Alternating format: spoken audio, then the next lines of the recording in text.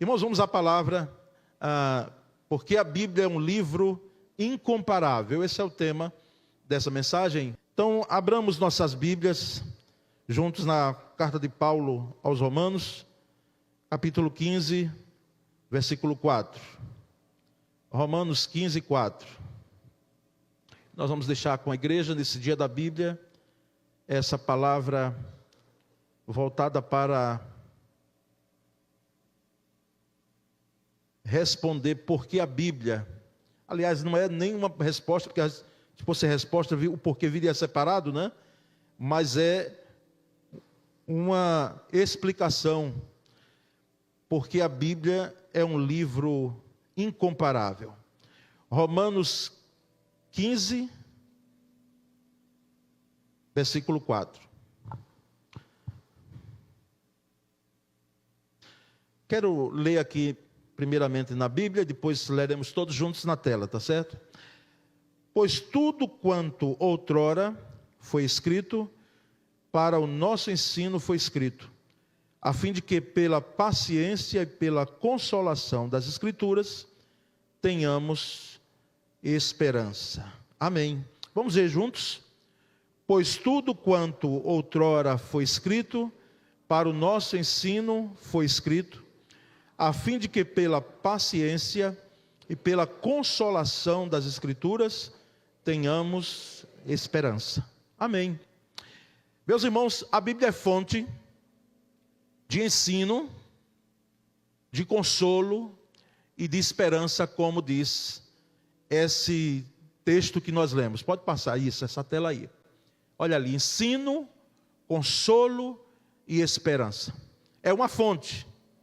Sabemos que quem nos traz o consolo e a esperança é a divindade, Pai, Filho e Espírito Santo. Mas a Bíblia é uma ponte. A Bíblia é o fio condutor. A Bíblia é o instrumento, que nesse caso aí chamamos de Escritura. Pode ser que alguém possa perguntar, questionar, mas e os escritos que vieram depois do apóstolo Paulo? Porque aí ele estava possivelmente, aliás, certamente, se referindo aos escritos anteriores a ele, ao que constava desde lá do Antigo Testamento, ao Pentateuco. Mas nós sabemos que foi da vontade de Deus usar homens, e se passou por um crivo, uma questão bem criteriosa, para que o que temos hoje na Escritura, na Bíblia, não é toda a palavra de Deus, porque nem toda a palavra de Deus iria constar num livro, não é? Lembremos o que o apóstolo João falou lá no finalzinho do livro dele, do evangelho dele. Mas Jesus fez muitos milagres, tantas outras realizações, e se fizéssemos que constasse no livro, nem caberia em todo mundo. Ou seja, aqui o que temos, irmãos, como uma amostra, mas tudo o que temos, entendemos como palavra, cremos como palavra de Deus para nós. E percebemos então essa Bíblia como fonte de ensino, por excelência. Quer saber sobre Deus, quer saber sobre vida eterna, o livro por excelência, por mais que você conheça escritores muito conceituados, mas a Bíblia é a nossa única regra de fé e prática. Nós somos o povo do livro. Então, o livro por excelência nosso de ensino é a palavra. Por isso, na escola bíblica dominical, não termos a preocupação e nem querermos nos desvirtuar para outros estudos, senão o estudo da Bíblia, de Gênesis a Apocalipse. Ela também fonte de consolo. Quem não já foi consolado lendo as Escrituras? Não apenas o livro de Salmos, aqueles salmos que trazem consolo ao coração, foram escritos, parece que para a gente, diretamente para a gente, nesse tempo, no século 21, e nós somos consolados quando lemos aquelas palavras. Elas enchem o nosso coração de paz, e elas enchem também aqueles escritos da palavra, não apenas os poemas, as doutrinas, elas nos exortam, elas enchem o nosso coração também de esperança. E percebemos, irmãos, então, a necessidade aqui de darmos a explicação, ou mais do que a explicação, de afirmarmos porque a Bíblia é um livro excepcional. Porque a palavra de Deus escrita, revelada, ela é um livro incomparável. E o primeiro ponto a ser destacado é que a Bíblia é a principal fonte da teologia cristã. É a principal fonte da teologia cristã. Olha, teologia, para aqueles ainda que não entenderam, ou às vezes a gente ouvia muito mais, hoje não. Hoje, com o avanço do estudo teológico, e se pensava que teologia é separado de Bíblia. Teologia, irmãos, e principalmente a teologia sistemática, a teologia bíblica, não é? A teologia mais do que os escritos dos teólogos, sejam contemporâneos ou não, é o estudo da palavra, é a sistematização da palavra. E nós percebemos então que a Bíblia é essa principal fonte da teologia cristã. O que alguém pensa sobre a Bíblia vai determinar a tendência e a natureza de sua teologia. Se o entendimento da Escritura, a compreensão, usando os recursos que nós temos da hermenêutica e da exegese, de forma saudavelmente interpretada, então a nossa teologia é boa. A nossa teologia, ela será isenta de ensinos heréticos, de desvios doutrinários. E a nossa teologia, irmãos, nós podemos afirmar com humildade, mas é uma afirmação. A teologia que nós seguimos, a teologia bíblica, a forma de interpretarmos Bíblia, as igrejas históricas, como nós batistas, ela é uma boa teologia. E percebemos então que a Bíblia é essa revelação de Deus, embora, como estava falando, nem tudo foi sobrenaturalmente revelado. Nem tudo. Mas tudo que foi revelado é para o nosso conhecimento. E então, tudo que nela se encontra na Escritura, se acha ali porque foi divinamente escolhido. Foi divinamente orientado. E segundo, irmãos, preceitos, segundo normas bem elaboradas dentro da perspectiva bíblica daquilo que Deus quer que nós saibamos e nós possamos também crer e viver. Então, esse é um primeiro ponto a ser destacado. A Bíblia é a principal fonte de teologia cristã. Segundo, a Bíblia revela, irmãos, o que o ser humano mais necessita saber. O que mais o ser humano necessita saber? Convenhamos, irmãos. Qual é a maior ou as maiores curiosidades do ser humano? De onde viemos, o que estamos fazendo aqui, o que somos e para onde vamos. Inclusive as chamadas crises existenciais, sejam elas partidas de qual fonte for, nós sabemos que elas passam por essas questões aqui que são levantadas dentro da pessoa. Espera aí, eu vim de onde? De onde é que eu vim? E aí se questiona, se envereda muitas vezes por questionamentos que a própria Escritura, ela não coloca em detalhes para nós. O que é que nós estamos fazendo aqui? Qual é o propósito da minha vida aqui? Para onde iremos? Que caminho depois que tudo cessar aqui? Que as cortinas da história da nossa vida se fecharem. O que é que nós vamos, para onde iremos? E o que faremos do outro lado? E se existe, não no nosso caso, porque nós cremos que depois do rio, além do rio, do outro lado, na pátria celestial, nós iremos estar com Cristo. Sabemos disso, cremos nisso. Mas alguém, quem sabe, questiona isso veementemente. Para onde irei? Para onde irei? Irmãos, então a Bíblia revela o que o ser humano mais necessita saber. De onde viemos, o que somos e para onde iremos. A Bíblia, ela coloca isso claramente. E, aliás, é o único livro, por isso que é incomparável, que tem o poder, que tem a autoridade, que tem a legitimidade de dizer de onde viemos, o que somos e para onde vamos dentro da perspectiva espiritual. É claro que a ciência, entre elas biologia e outras, que tratam da vida humana e do ser humano enquanto composto de corpo, de alma, tem a sua explicação e nós respeitamos e acatamos a explicação. Desde que elas não vão de encontro ao nosso entendimento de nos fazer crer que viemos do acaso. Somos fruto do nada. Não. A Bíblia diz claramente de onde viemos, o que somos e para onde vamos. Terceira, a mensagem da Bíblia se adapta, irmãos, a todos os homens, de todas as classes, de todos os climas, de todas as épocas. Só um livro incomparável. Porque embora tenhamos clássicos da literatura, não é?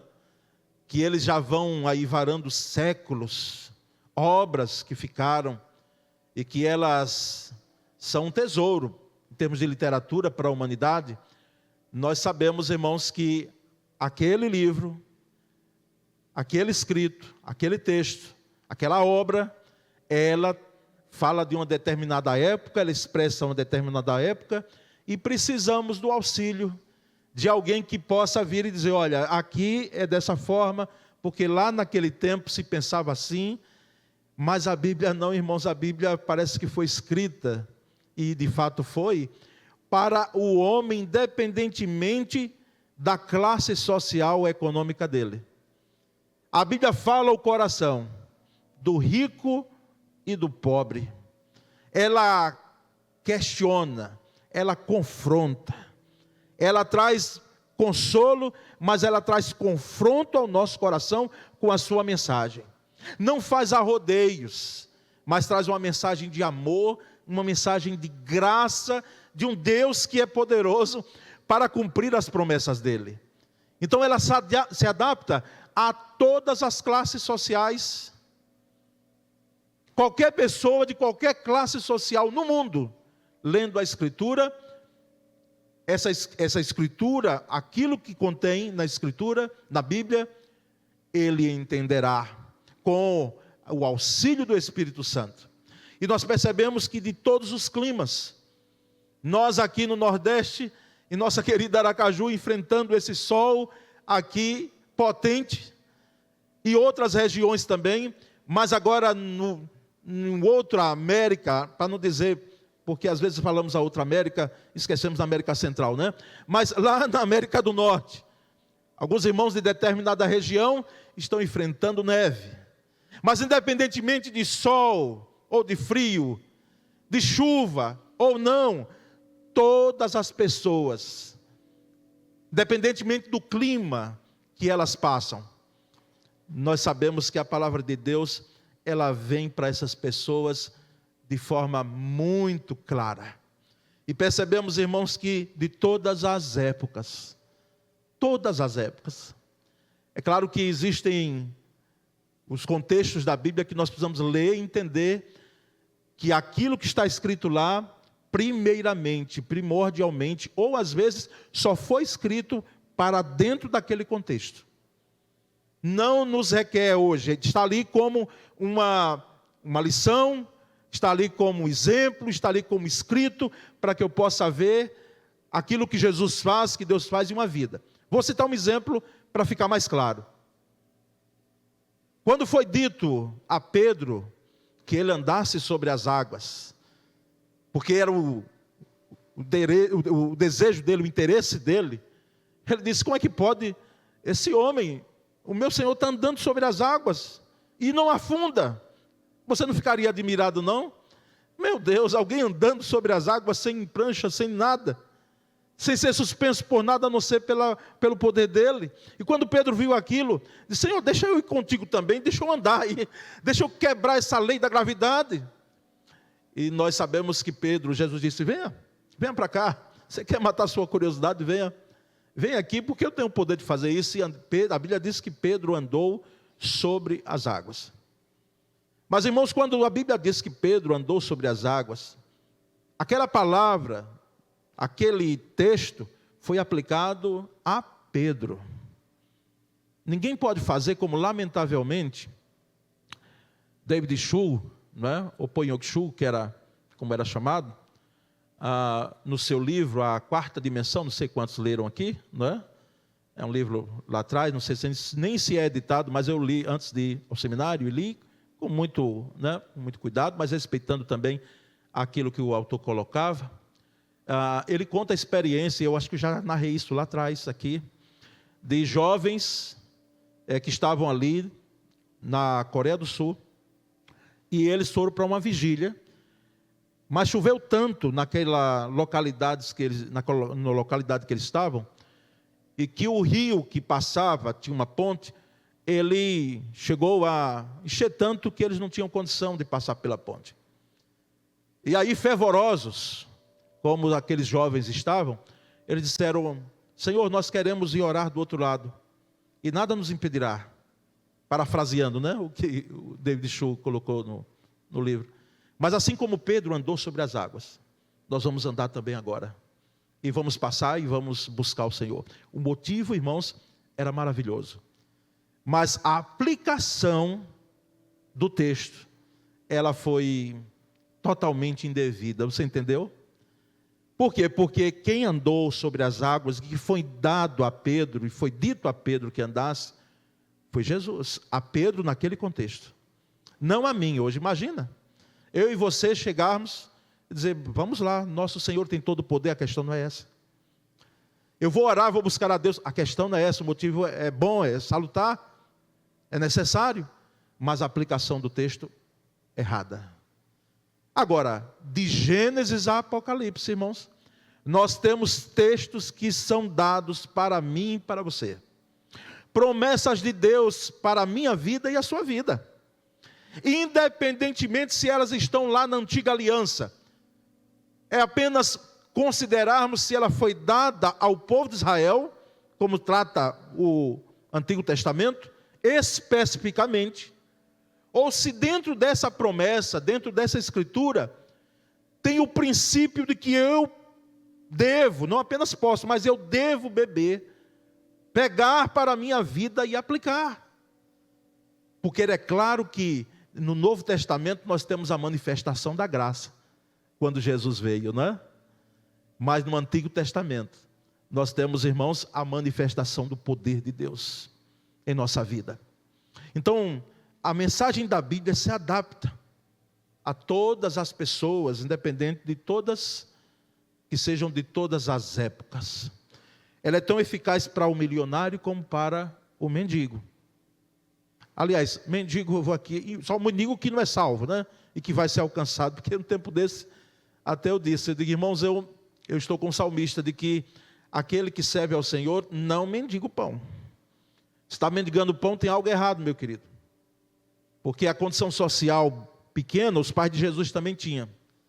Mas crentes mendigando pão, isso aí precisa ser revisto. Porque aquela palavra lá, da experiência do salmista, ali há um princípio de que Deus faz provisão em nossa vida. Eu conheço irmãos, e conheci, irmãos que ganhavam um salário mínimo. E em congregações que a gente passa, essa realidade é muito, principalmente no interior, é muito mais clara. Mas fiéis, dizimistas, cooperantes. E eu não sabia o que era isso, porque na época eu também ganhava isso, viu?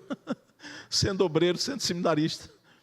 Mas hoje eu olho para trás e digo: meu Deus, como é que aquele irmão conseguia fazer isso? Como é que aquela pessoa conseguia conviver com tão pouco para nós, não é? Então nós percebemos aqui que essa Bíblia, fecha esse parênteses que eu abri aí, ela é tão eficaz para o milionário como também para aquele que não tem posses, tantas posses financeiras. Ela é tão eficaz para o intelectual, irmãos. Para um PhD, para alguém que tem uma formação muito sólida, e ampla, como também para o iletrado.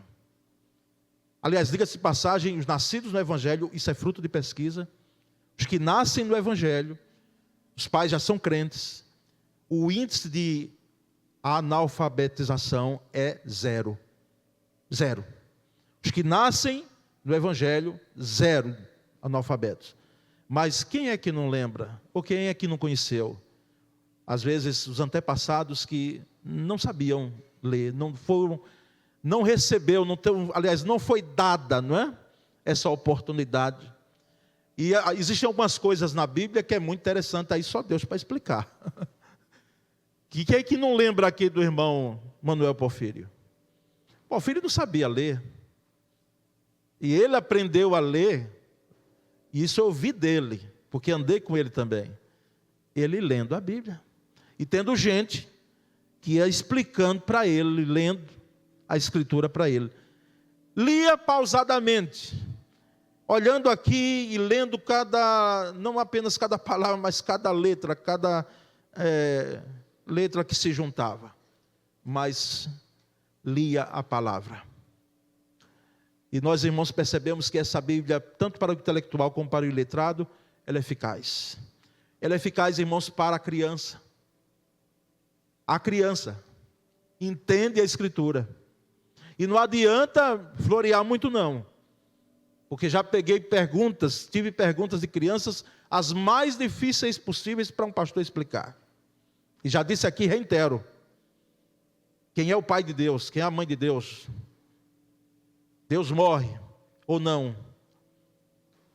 Por que é que ele permite, bem uma criança, se tem tanto poder, que o vovô vá embora e que a vovó morra?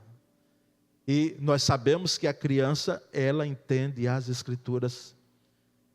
E deve ser ensinada a ela, é claro, adaptando-a ao seu vocabulário, mas deixando claro o ensino das Escrituras. Alcança a criança. Alcança o jovem, é eficaz para o adulto, é eficaz para o idoso. Então a mensagem da Bíblia se adapta a todas as pessoas. E aí nós vamos adiante, irmãos, e vamos perceber que há harmonia das várias partes da Bíblia. E é difícil conseguir que certa história, ela seja contada por certo número de pessoas, sem grandes discrepâncias, não é? Sem variações. As oitivas que muitas vezes a segurança pública faz, a polícia, quando tem outros envolvidos, a possibilidade de ter discrepâncias é grande. E aí vai se averiguando, se fazendo novas oitivas para que se tenha uma história mais sólida.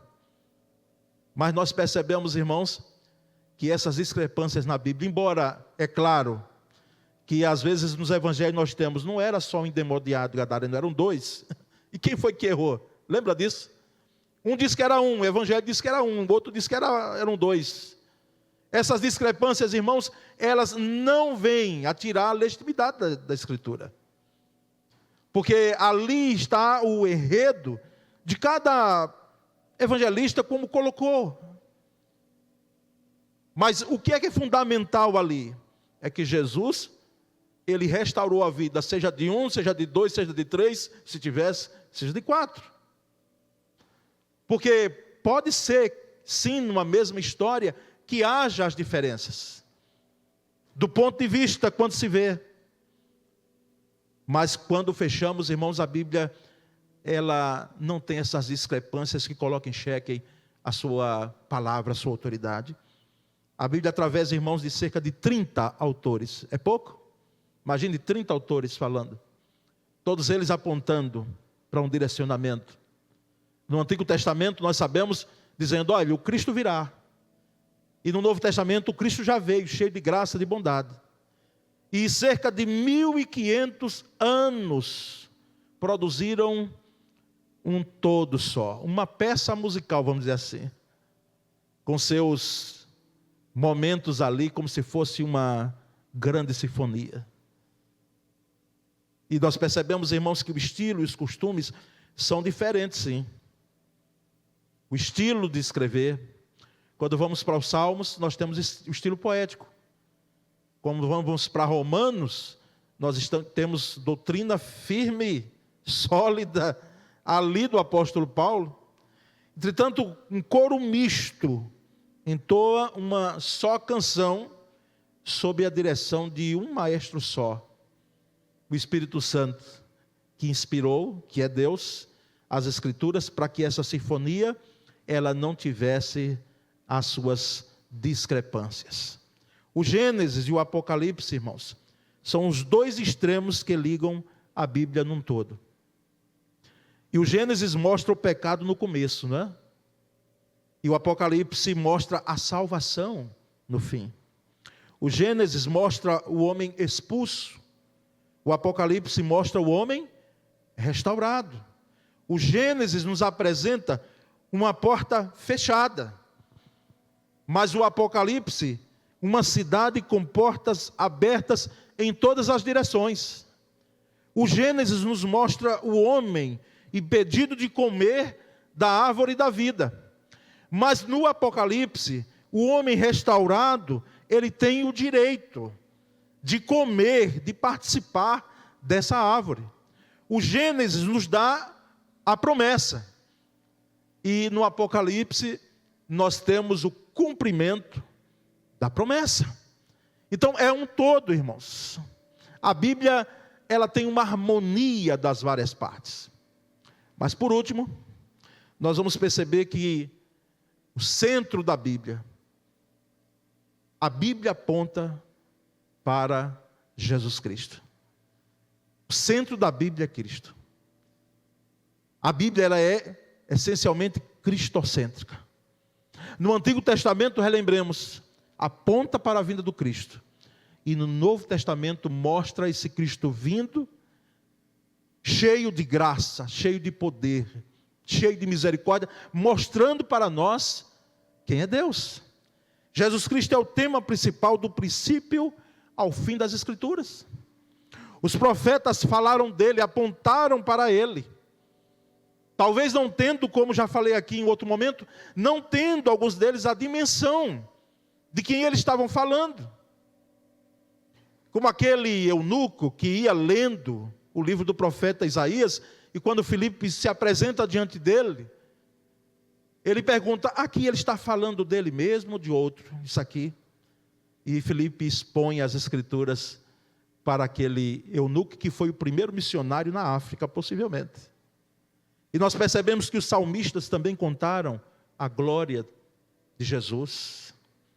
O Salmo 53, que é conhecido de nós, fala do servo sofredor. Quem é o servo sofredor ali? Não sou eu, nem é você. Ali é Cristo Jesus, que foi até a cruz, e foi o servo sofredor ali. O salmista está falando dele. O Gênesis é o prelúdio, então, irmãos, do Evangelho. Porque aquele que é prometido no Gênesis, como semente da mulher, eis que da cabeça da mulher nascerá um que esmagará a cabeça da serpente. Esse é Cristo Jesus, que já veio e venceu. Nós percebemos então que no Antigo Testamento é proclamado que Jesus virá, e no Novo Testamento que Jesus já veio, mas aquela promessa de Gênesis que aponta para o Cristo que viria, agora no Novo Testamento, irmãos, esse Cristo já veio, já morreu, já venceu a morte, ressuscitou, não é? E hoje é vitorioso, assentado no trono, e reina e governa soberanamente, como fazia antes de sua vinda. Mas a sua vinda foi um ato de amor, um ato de redenção para a humanidade. Então, irmãos, Cristo é o centro da Bíblia. Aponta para Jesus, que é a ponte. E se alguém ainda pode pairar alguma dúvida, e dizendo, sim, pastor, e o Espírito Santo, como é que fica aí? Ele fica depreciado aí de lado? Não, queridos. Mesma essência de Deus, e nós sabemos que quem veio para cumprir foi o Filho, não é? Foi que morreu na cruz, não foi o Espírito Santo nem o Pai, segundo entendimento nosso de Trindade. Mas o Espírito Santo, próprio Jesus disse: olha, eu vou, e se eu não for, ele não virá, que é o Consolador, e ele tem a mesma essência minha, ele tem o mesmo poder que eu tenho. E nós percebemos então que quando falamos que Cristo é o centro da Bíblia, é porque, como ele disse tão claramente, foi citado aqui, João 14,6, quando ele deu um dos melhores conceitos bíblicos que nós temos nas Escrituras sobre quem é Cristo. Eu sou o caminho, a verdade e a vida. Todos os três no singular. Artigo definido no singular. Então, irmãos, nesse dia da Bíblia, nós aqui queremos deixar essa palavra com a igreja, e mais do que isso, uma palavra de incentivo a nós continuarmos amando esse livro, lendo esse livro, vivendo esse livro, irmãos. Comamos esse livro. Eu lembro de famílias que antes, e vou citar aqui porque é algo benéfico, pastor Miqueias da Paz Barreto, alguns aqui conheceram. Eu vi, não dele, mas eu ouvi do filho dele, que é pastor lá no Rio, dizendo: Paulo, meu pai não tinha refeição em casa. Lembra daquela refeição em família, que era feita ali todo mundo na mesa? Não tinha refeição que a gente fizesse antes de pai ler. Não era um versículo bíblico, não. Eram capítulos da Bíblia. E a turma, a gente ali, meu Deus, quando vai acabar? Se lia um capítulo, às vezes 2, porque o pastor Miquel lia, até nas convenções eu lembro dele, os irmãos que foram aqui, quando estava lá pegando fogo as discussões, ele estava aqui, como segundo vice, ou primeiro vice, estava lendo aqui a Escritura.